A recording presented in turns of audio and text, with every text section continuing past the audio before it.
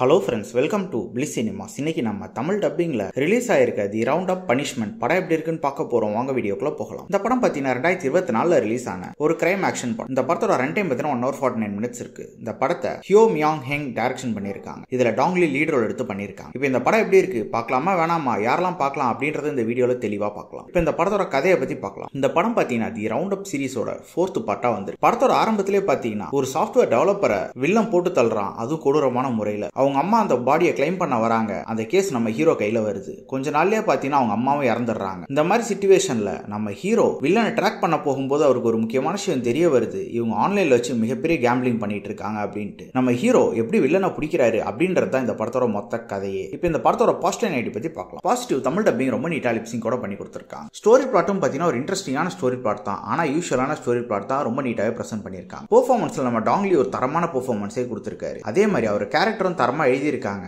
அதுக்கேற்ற மாதிரி வில்லன் கேரக்டரும் தரமா எழுதியிருக்காங்க. ஸோ இவங்க ரெண்டு பேரையும் ஃபாலோ பண்ணாலே இந்த படத்தை நம்ம சூப்பரா பார்த்து முடிச்சிடலாம். இந்த படம் பார்த்தீங்கன்னா ஒரு நார்மலான யூசுவலான ஒரு கமர்ஷியல் படம் தான். அதை ரொம்ப சூப்பராகவே காமிச்சிருக்காங்க. குறிப்பா ஆக்ஷன் சீக்வன்ஸை பத்தி சொல்லியே ஆகணும். ஒவ்வொரு ஆக்ஷன் சீக்வன்ஸும் சூப்பரா தரமா இருக்கு. நம்ம ஹீரோ ஒரு பஞ்ச் கொடுத்தாலும் அது ரொம்பவே ரியலிஸ்டிக்கா இருக்கு. அந்த அளவு சூப்பரான ஒரு கோரியோகிராஃபி பண்ணிருக்காங்க ஆக்ஷன் சீக்வன்ஸ் பொறுத்தளவு. டெக்னிக்கல் ஆஸ்பெக்ட்லயும் படம் சவுண்டாவே இருக்கு. சினிமோட்டோகிராஃபி, சவுண்ட் எஃபெக்ட்ஸ், பிஜிஎம் எல்லாமே நல்லாவே இருக்கு. ஸ்கிரீன் பிளேஸ் பார்க்கும்போது படத்தோட ஆரம்பத்தில் ரொம்ப சூப்பரான ஒரு கான்ஃபிளிக்ட் கிரியேட் பண்ணி ரொம்ப சூப்பராகவே போகுது. நடுவில் கொஞ்ச நேரம் நமக்கு ப்ரெடிக்டபிளாகவும் லேகிங்காகவும் இருந்தது. டுவர்ட்ஸ் தி கிளைமேக்ஸ் படம் தரமா முடியுது. ஓவராலா பார்த்தீங்கன்னா கண்டிப்பா இந்த படம் எல்லாருமே பார்த்து என்ஜாய் பண்ண வேண்டிய ஒரு படம் தான். ட்ரை பண்ணி பாருங்க. இன்னொரு வீடியோல சந்திக்கலாம்.